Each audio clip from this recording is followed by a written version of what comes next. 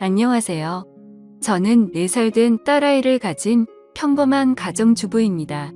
너무 어이가 없고 짜증이 나서 그리 엉망진창이라도 이해를 부탁드려요. 일단 어디서부터 이야기를 꺼내야 할지 정리가 되지 않지만 최대한 간결하게 이야기하겠습니다.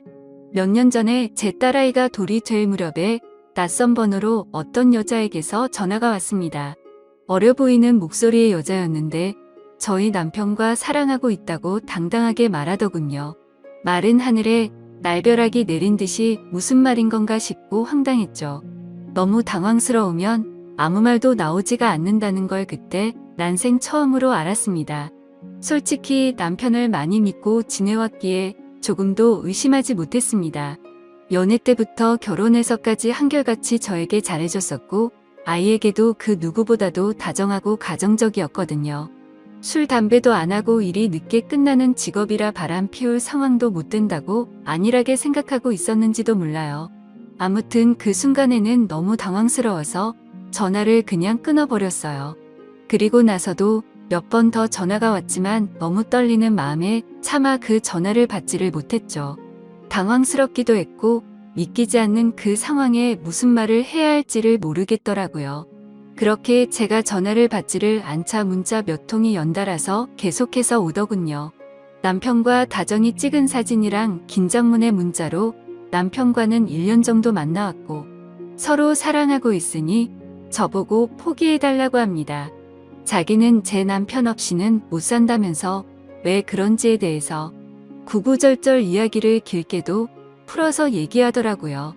일단 남편이랑 얘기한다고 답장을 보냈고 남편이 퇴근하기를 기다리는 시간이 천년만년 같았어요. 전화로 어찌된 일인지 퍼부을까를 100번쯤 고민하다가 변명을 만드는 시간을 주는 것 같아 겨우 참고 기다리니 남편이 퇴근을 하고 아무렇지 않게 집에 들어오더군요. 아무 일 없는 척 웃으며 들어오는 남편에게 사진을 보여주며 물으니 얼굴이 사색이 되어서는 제게 용서해달라며 빌더라고요. 회사에서 만난 여직원인데 자기에게 호감을 보여 순간 혹한 적은 있지만 나를 배신한 적은 없다고 합니다. 그냥 외로워서 몇 번 만나서 같이 술이나 한 잔 마셨던 것 뿐이고 자신은 우리의 가정을 깰 마음이 절대로 없다고 하더라고요. 제가 아이와 밤낮으로 잠도 못 자고 씨름하고 있을 때 남편이라는 작자가 외로웠다는 핑계로 그 여자와 술 퍼마시고 다녔다는 걸 용서해야 하나요? 저는 멍청하게도 그런 사실을 전혀 몰랐다는 게 너무 화가 났고 앞으로 이 사람을 예전과 같은 마음으로 대할 수 있을까 싶더라고요. 결혼 전엔 남편이 바람핀다면 당장 이혼해야지 라고 생각했었는데 막상 상황이 생기고 보니 자꾸 남편의 변명을 믿고 싶고 한 번만 눈 감으면 우리 집이 다시 예전처럼 돌아갈 것 같았어요. 참 바보같이 말이죠. 남편은 저만 보면 빌면서 용서를 구했고 저는 남편만 보면 울고 불며 화내는 상황이 생겨났습니다.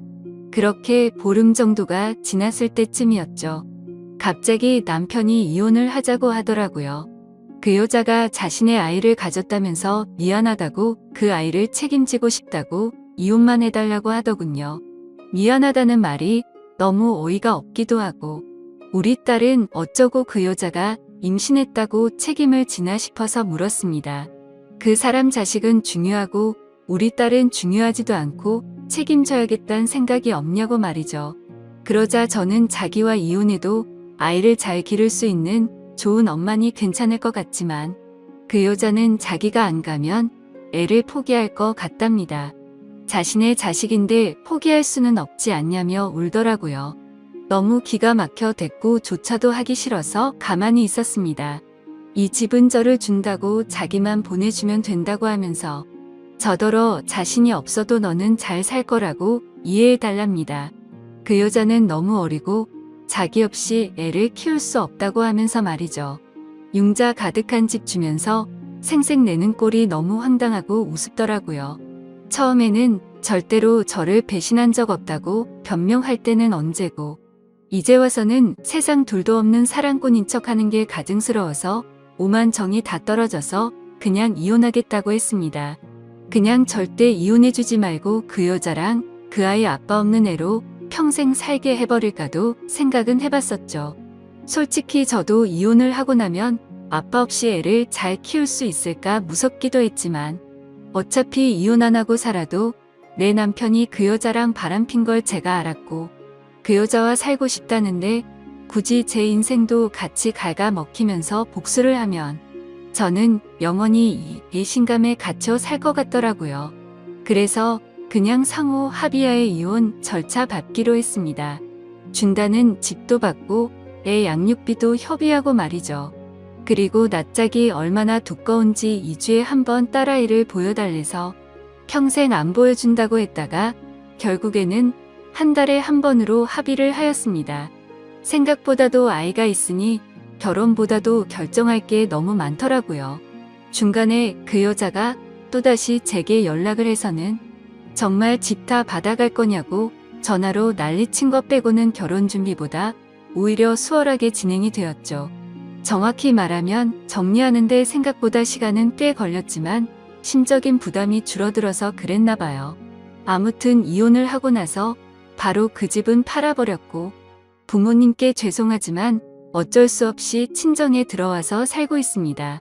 제가 직접 돈을 벌어서 먹여 살려야 하는 상황이 되었기에 회사 복직을 3개월 당겨서 친정엄마가 아이를 봐주셔야 해서 부모님도 이해를 해주셨죠. 솔직히 돈도 돈이지만 집에만 있으면 정신이 나가버릴 것 같아서 나가서 돈을 벌기로 했던 것도 있습니다. 아직 우리 애기가 예쁜 짓 할 때마다 행복했지만 그 여자가 아기를 낳았다는 소식을 듣고 나서부터는 저도 모르게 훅훅 올라오는 무언가가 있긴 했습니다. 그나마 그것도 시간이 지나가면서 나가서 사람도 만나고 부모님과 마음 편하게 살다 보니 정말 많이 편해졌었죠. 아무튼 이 얘기가 이따위로 끝나면 너무 억울할 텐데 다행스럽게도 여기서 끝이 아니었네요. 며칠 전 아이가 남편을 만나는 날이라 아이를 아침에 보내고 저녁에 데리러 갔더니 전 남편이 아기만 집에 먼저 보내고 저한테 얘기 좀 하자고 하더라고요. 그때 당시에는 아이와 관련된 이야기인 줄 알고 카페로 가서 가만히 앉아 있었습니다.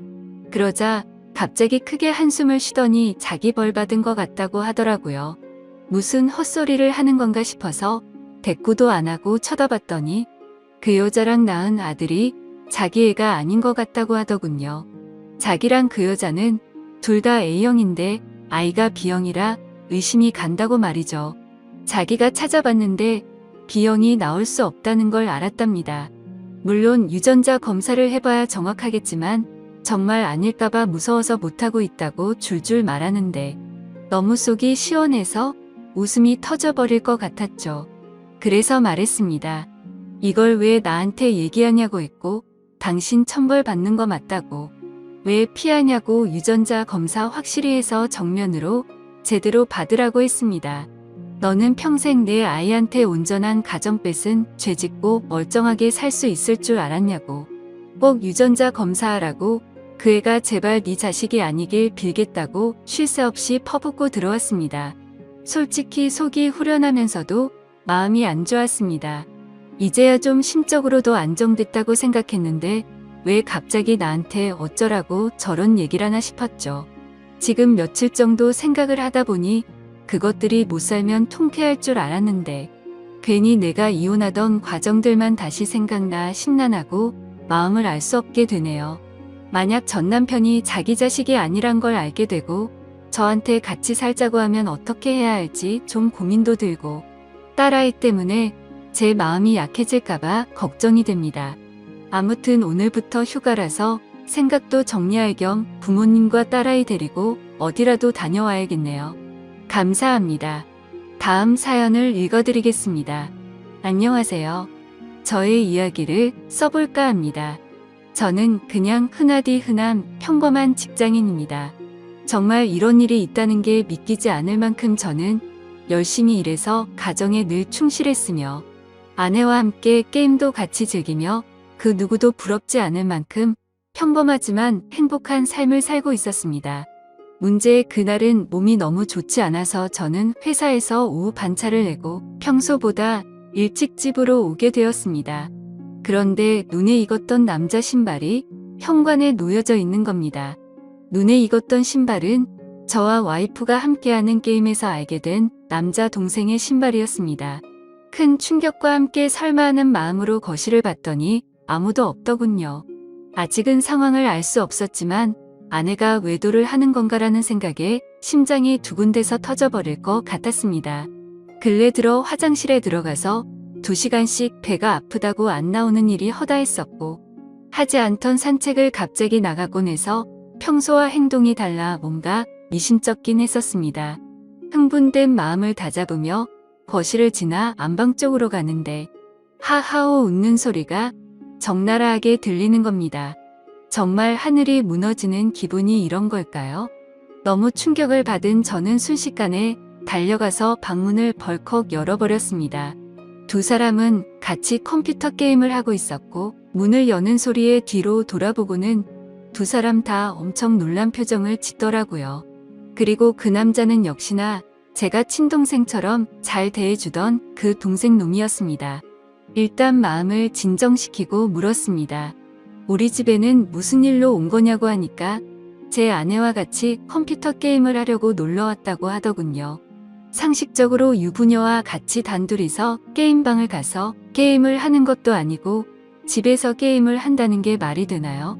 저는 그래서 게임방을 놔두고 왜 집에서 게임을 하냐고 물어보니까 그 남동생은 그렇지 않아도 지금 그러려고 했다고 더듬거리면서 말을 하더라고요.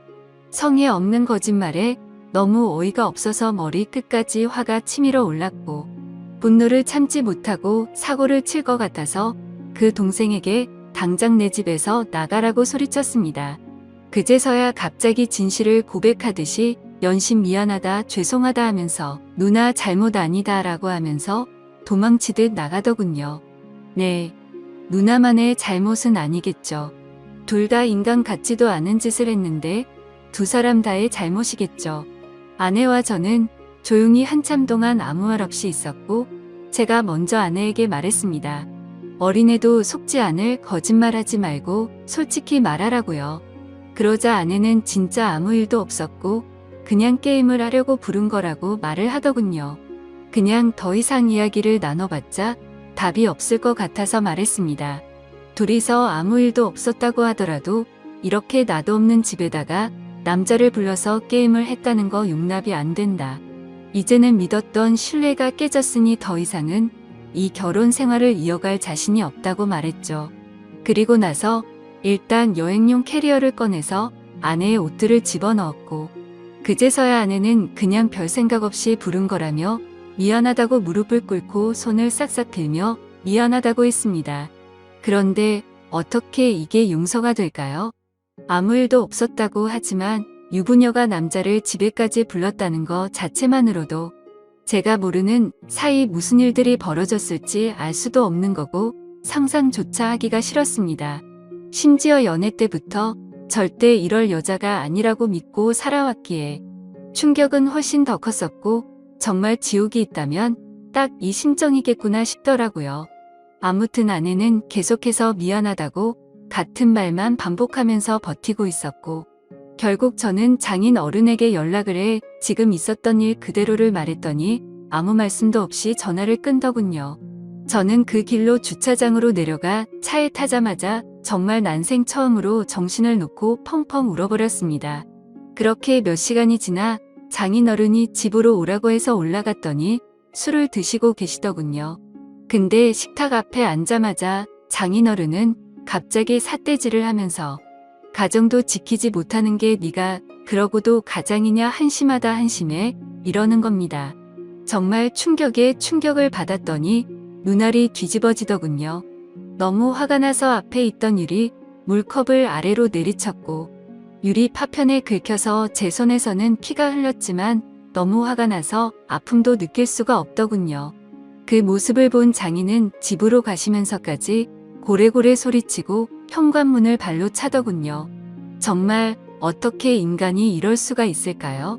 모두가 다 나가고 저 혼자서만 그 집에서 남아서 술을 마셨습니다. 정말 몸이 좋지 않아서 조퇴를 해서 몸 상태가 말도 아니었는데 몸도 마음도 엉망진창인 상태로 웃었다 울었다를 반복하다가 잠이 들었네요. 다음날 저는 아내와 얼굴을 보고서 마무리를 지어야 할 것 같아서 무작정 차를 몰고 아내의 친정댁으로 갔습니다. 근데 아내는 대뜸 한다는 말이 어떻게 매번 오빠만 생각해? 그냥 집에서 게임 좀 한 것 같고 왜 그러냐며 나 좀 내버려둬 라고 하더군요. 정말 낯짝이 두꺼워도 본인이 그따위 짓을 해놓고 어떻게 저런 말을 할 수 있을까요? 정말 마음 다잡고 갔음에도 눈알이 또 뒤집히더군요. 정말 제 아내는 저를 호구로 생각했던 거구나 깨달았습니다. 그래서 저는 물불 가릴 거 없이 다음날 곧장 이혼하려고 법원으로 간다고 두 사람에게 통보를 했고, 그러니 그 동생이었던 놈이 카톡으로 미안하다 어쩐다 하면서 답장이 오더라고요. 그래서 두 사람 언제부터 만난 거냐고 하니까 얼마 안 됐다면서 미안하다고만 하더군요. 그래서 그냥 미안할 필요 없고 앞으로 네가 책임지고 살라고 하니까 누나를 지금 제가 어떻게 책임지냐. 자신은 사라지는 게 맞다며 호기심에 만난 거다 이런 헛소리를 하더군요. 의심이 확신으로 바뀌는 순간이었습니다. 두 사람은 제 예상대로 만나왔던 게 맞았고 증거도 확보가 되었죠. 그래서 그걸 아내에게 보내줬더니 그제서야 문자로 제 얼굴 볼 자신 없다며 상처 줘서 미안하다고 하네요. 저는 혼자서 그 지옥 같은 아파트에 있는데 말이죠. 아무튼 아내에게 이혼 서류 접수할 거니까 그렇게 알라고 했더니 호감을 가고 만났던 건 맞지만 끝까지 아무 일도 없었다고 우기더라고요. 네, 어차피 상관없습니다. 휴대폰 녹음으로 전부 녹음도 해둔 상태이고요. 웬만한 증거는 다 수집해뒀습니다. 카톡, 문자 내용, 입차 내역 등등 말이죠. 근데 증거 수집을 하다 보니 아내가 이 상간남 차를 아파트에 차량 등록도 해놨고 집카드키도 준 것 같더군요. 세부 입차 내역을 보니 3달간 60번은 넘게 오고 갔더군요. 정말 알면 알수록 더 미쳐버리겠더군요. 심지어 그 남자는 백수에다가 동거녀가 있는데도 이걸 숨기고 이따위 짓을 했더라고요. 당연히 그 동거녀에게도 이 모든 사실을 다 밝힐 겁니다. 저는 정말 이 사건에 대해 절대로 그냥 넘어갈 생각이 없고 모든 걸 끝내려고요. 배신감, 자괴감에 치를 떨었고 그래도 사랑하는 아내라 용서를 해줄까도 했지만 적반하장으로 나오는 아내와 처가의 행동에 정말 바닥의 끝을 보고 나서 오히려 제정신이 들었습니다. 천국에서 지옥으로 바뀐 그 집에서 혼자 버티며 저는 더욱더 확고해지고 있네요. 심지어 아내는 제가 직접 모은 증거들을 끝까지 부인하네요. 전 단지 진정성 있는 사과와 반성을 원했는데 말입니다. 정말 뻔뻔하게 마음대로 하라고 하면서 한 번의 실수도 못 넘어가냐며 오히려 저를 치사하다고 생각하더군요. 정말 이 충격적인 일에 너무 힘들어서 정신과 상담을 받았습니다. 전문의 말로는 상당히 위험하다고 심리 검사를 받고 결과를 기다리는 중입니다. 심리 상담자 말로는 이 상황은 자식이나 부모를 잃은 충격과 흡사하다고 하네요. 저 두 사람은 죽었다 깨어나도 제 심정을 절대로 모를 겁니다. 제가 얼마나 죽을 만큼 힘들고 그래도 안간힘을 쓰며 버텨왔는지를요. 그래서 보여줄 겁니다. 전 그들이 얼마나 잘못된 일을 하고 있는 것인지 앞으로 뼈저리게 느끼게 해줄 겁니다. 저를 건드린 건 인생 최대의 실수라고 생각이 들게 해주고 싶네요. 지금까지 제 사연을 들어주셔서 감사드립니다. 다음 사연을 읽어드리겠습니다. 녹두리입니다. 자작이라 하셔도 좋고 멍청하다고 욕을 하셔도 좋습니다. 그냥 어디에든 말하지 않으면 너무 힘들어서 제가 정신이 나갈 것만 같아서 이렇게 글을 씁니다. 5년 동안 전혀 몰랐습니다. 정말 까마득히 모르고 살았던 제가 너무 원망스럽네요. 이 더러운 곳에서 저만 나가면 그만인데 왜 이렇게 눈물이 나는지 모르겠습니다. 아무튼 지금부터 드라마에서도 나오지 않을 법한 제 이야기를 시작할게요.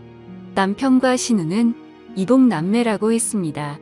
저는 남편보다 5살이 많았고 신우는 남편보다 7살이 어렸죠. 남편의 친엄마는 남편이 어릴 때 돌아가셨고 새어머니를 평생 엄마처럼 여기며 살았다고 하더라고요. 그리고 그 새어머니와 친아버지 사이에서 태어난 신우가 있었는데 나이 차이가 많아서 그런지 남편은 살뜰하게 신우를 살폈고 신우는 저랑 나이 차이가 많이 나서 그런지 약간의 어린 행동을 하는 것 외에는 그저 무난무탈한 신우였습니다. 아무튼 신우가 18살 되던 해에 새어머니도 돌아가시게 됐고 건축업을 하시는 아버지는 지방에서 봉사가 많아서 한 달에 2~3번 집에 오시고는 했었다고 하더군요. 가끔 도우미 아줌마를 부르기도 하고 남편하고 신우가 청소랑 밥을 해먹으면서 서로 챙기며 살아가던 시절에 저는 남편을 만나서 연애를 했죠. 그때 신우의 나이는 20살이었고 남편의 나이는 27 그리고 저는 32의 나이였습니다. 32살인 저는 27에 남자친구가 나와 결혼해주지 않을까 봐서 전전긍긍했고 어린 신우가 시집을 갈 때까지 같이 살면서 보살펴 주기로 하는 조건을 걸고 제 나이 34에 결혼을 했네요. 신우는 크게 모나지 않고 성격이 무탈한 편이었고 자기 일은 자기가 스스로 하는 편이라 크게 부딪힐 일이 없었습니다. 집은 아버님 명의로 된 45평짜리 아파트였고 여전히 아버님은 한 달에 2~3번만 오셔서는 하루 정도 같이 놀고 먹고 자고는 일 때문에 지방으로 가시곤 하셨죠. 29의 남편은 제 남편이라서가 아니라 누가 보더라도 훈훈한 외모에 능력도 매너도 좋은 남자였습니다. 하지만 그에 비해 저는 그냥 평범한 사람이었고 그나마 내세울 수 있는 건 제 나이에서 3살 정도 어려 보이는 그냥 조금 동안의 평범한 외모입니다. 그래서 그런지 잘난 남편이 불안해서 남편과 연애를 하던 시절부터 항상 외모에 신경을 쓰고 살았고 집안일도 사회생활도 모든 면에서 부족함 없이 완벽한 아내가 되기 위해 무던히도 노력해왔죠. 다행스럽게도 남편은 출장 후에 특별히 술을 먹거나 늦는 일이 없더라고요. 집안일도 같이 해주고 시누이가 시집살이 시키지는 않느냐며 너스레도 떨어주던 자상한 남편이었습니다. 사실 연애할 때 뜻하지 않게 임신이 되어 아이를 낳고자 했지만 그때 결혼할 수 있는 상황이 아니었기에 남편은 평생 동안 꼭 책임져 준다고 약속을 하고 아이를 지웠어요. 물론 그때는 너무 큰 상처였지만 결국에는 약속대로 결혼도 하고 저를 책임져 주었으니 더 이상은 상처가 아니라고 생각했습니다. 그런데 불행하게도 결혼 이후 아이를 갖기 위해 무던히 노력했는데 뜻처럼 아이가 생기지 않더라고요. 정말 의도치 않았을 때는 한 번에 임신이 되더니 아무리 노력해도 임신이 되질 않더군요. 그리고 아이를 한 번 가져봤었기에 당연히 신체적인 문제는 없다고 생각을 했고 불임 검사는 하지 않았습니다. 정말 아이 하나만 내 곁으로 와주면 더 이상 바랄 게 없는 그런 완벽한 결혼 생활이었죠. 남편은 신우를 살뜰히 챙겼지만 내 눈에 이상해 보이지 않을 정도였고 정말 단 한 번도 신우와 남편의 사이를 이상하다고 생각해 본 적조차 없었습니다. 그러던 어느 날이었죠. 남편은 밖에서 술자리를 잘하지 않았고 집에 와서 저랑 마시거나 신우랑 셋이 마시거나 했는데 그날도 셋이서 밤늦게까지 소주에 와인까지 즐겁게 한바탕 거하게 마시고 잠이 든 날이었습니다. 다른 날과 별다를 바 없는 날이었고 신우의 이부자리를 펴주고 잠든 남편을 보고서 잠이 들었습니다. 원래 술을 마시면 중간에 깨지 않고 항상 늦잠을 잤는데 그날은 술 때문인지 목이 말라서 잠시 깼죠. 근데 옆에서 잠들어 있어야 할 남편이 없었고 거실에 나가봤는데도 없더라고요. 그래서 주말에는 운동을 하러 종종 나가기에 운동하러 나갔는가 보다 하고 물을 마시고 다시 침대로 가서 잤습니다. 근데 속이 좋지 않아서 한참 잠이 오지 않아 뒤척이던 도중에 아가씨 방에서 문이 열리는 소리가 나더군요. 그러더니 곧 이어서 현관에서 신발 소리가 들리더니 현관문이 열리는 소리가 나더라고요. 아가씨가 밖에 나가는가 보다 했는데 남편 소리가 들리는 것이었습니다. 마치 지금 막 들어온 것처럼 말이죠. 하지만 뭔가 순서가 잘못된 것 같아서 이상했습니다. 밖에서 들어오는 거면 현관문이 열리고 신발 소리가 들려야 맞는 건데 신발 소리가 들리고 현관문 소리가 들렸는데 밖으로 나간 사람은 없었죠. 그래서 그날부터 이상한 생각을 지울 수가 없었습니다. 남편은 방으로 들어오더니 밖에 운동을 하러 나갔다 왔다고 말을 했고, 저는 제 스스로 잘못 들은 건데 왜 이렇게 예민하나 싶어서 별 생각을 다 했네요. 아무튼 그날 이후로도 별다른 생각 없이 평범하게 지내고 있었고, 남편이 출장을 간다던 날 아가씨도 때마침 친구들과 여행을 간다고 하더라고요. 그래서 저도 오랜만에 혼자 있는 시간을 만끽하며 휴식을 즐기고 있었습니다. 그런데 그때 때마침 친구에게서 전화가 왔죠. 이태원에서 저와 제 남편을 봤다면서 저를 따라오다가 사람들이 붐벼서 놓쳤다며 지금 어디로 갔냐고 하더군요. 그래서 나는 집에 있고 남편은 출장을 갔다고 말을 해줬습니다.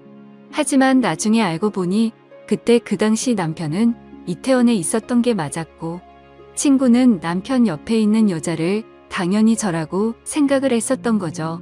왜냐하면 신우이도 나와 같은 갈색 머리에 긴 생머리였고 체형도 비슷했으니깐요. 며칠 뒤 남편이 출장이 끝나고 돌아오는 날이었습니다.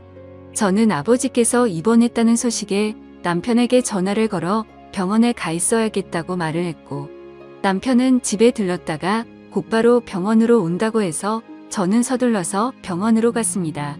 걱정과 달리 다행히도 아버지는 아주 가벼운 부상을 당한 거였고, 어머니가 유난을 떠신 거라서 대충 수습을 하고 집으로 돌아갔죠. 남편은 아직까지 집으로 돌아오지 않은 상태였었고, 드레스룸에서 옷을 내려놓고 있는데 남편이 들어오는 소리가 들리더라고요.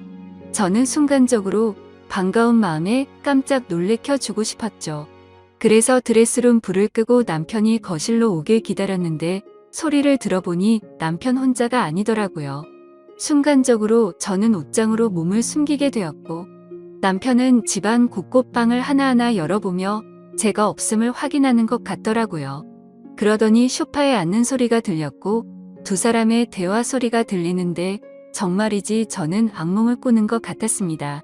이태원의 그 맛집은 과대평가가 됐다면서, 이번에 갔던 여행은 너무 즐겁긴 했는데 혹시나 언니가 의심하진 않을까? 이런 소리가 들리더라고요. 그러자 남편은 그 여자 밀어내서 모른다면서 무슨 일 생기면 자신이 다 책임질 테니 걱정 말라고 하더군요. 너무 억울하고 화가 나서 눈물이 났고 도저히 참을 수 없는 분노에 이성의 끈을 놓아버린 저는 문을 열고 거실로 나갔습니다. 그러자 남편과 신우는 깜짝 놀라서 저를 쳐다보는데 정말 짐승이 따로 없는 것 같았습니다. 저는 남편의 멱살을 잡고 어떻게 된 거냐고 소리를 질러댔고 저를 뿌리치더니 그 둘은 아무 말 없이 집을 나가더군요. 그날 이후로 이틀 동안 그 둘은 돌아오지 않았고 제 연락도 받지를 않았습니다. 그래서 저는 이틀 동안 연차를 쓰고 집에만 있다가 3일째 되는 날 출근을 했죠.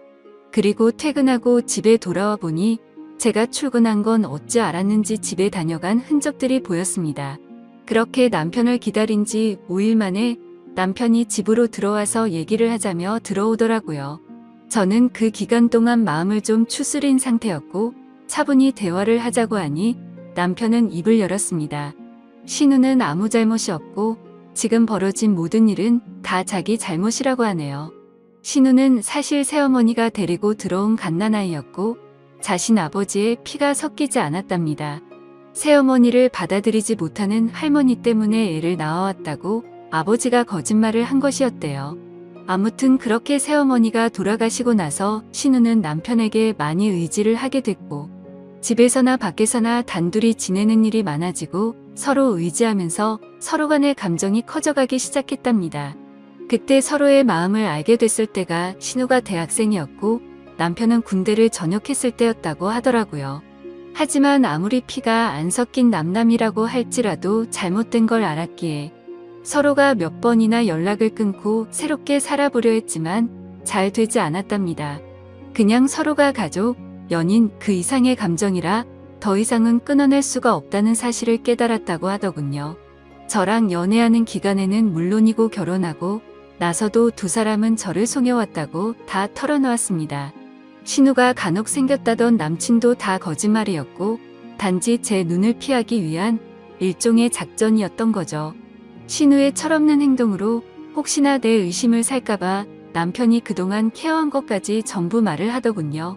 그리고 남편은 혹시나 하는 마음에 정관수술까지 했답니다. 제가 아이를 가지면 신우가 질투에 눈이 멀어서 무슨 일이 벌어질까봐 그랬답니다. 정말 남편이 진실되게 하는 말을 들으면서도 이게 꿈인지 진짜인지 믿을 수가 없겠더라고요. 순순히 자기 입으로 시인을 했지만 간통죄가 없어졌으니 이 둘을 감옥으로 보낼 수도 없는 노릇이었습니다. 이혼 소송을 해서 재산이라도 뺏어보려 했지만 변호사와 상담을 해보니 어차피 둘이 결혼해서 같이 모은 돈만 나누는 거 외에는 위자료 1,000만 원에서 3,000만 원 정도 받을 수 있을 거라고 하더라고요. 그런데 남편이 1억을 주겠다며 괜히 남들 입에 오르내리지 않게 소송은 하지 말고 조용히 협의해 이혼을 하자더군요.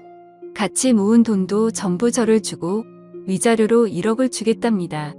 그 말이 저를 위해서가 아니라 신우를 위해서인가 보다 생각이 들더군요. 그리고 얘기를 들어보니 시아버지란 사람도 이미 알고 있는 것 같았습니다. 세상을 떠난 새엄마라는 사람과도 생전에 서류상으로 혼인을 하지 않았었고 서류상으로도 둘은 정말 완벽한 남남이니 이제 저만 없어지면 둘이 잘 먹고 잘 살 수 있겠지 싶더라고요. 저도 도저히 그 인간과는 지낼 수 없었기에 모든 걸 포기했습니다. 이혼 서류는 이미 접수했고 5년 동안 모은 돈과 위자료 1억까지 오늘 입금이 되었더군요. 저와 대화한 이후로 남편과 신우는 단 한 번도 집으로 들어오지 않았고 저는 이제 제 옷가지들만 싸서 이 집에서 나가면 되는데 왜 이렇게 가슴이 먹먹하고 찢어질 것 같은지 모르겠네요. 우리 부모님께서는 아직 이 사실에 대해서 전혀 모르시는 상황이고 제 친구들도 아무도 모르는데 저는 어디로 가서 울어야 할지 모르겠습니다.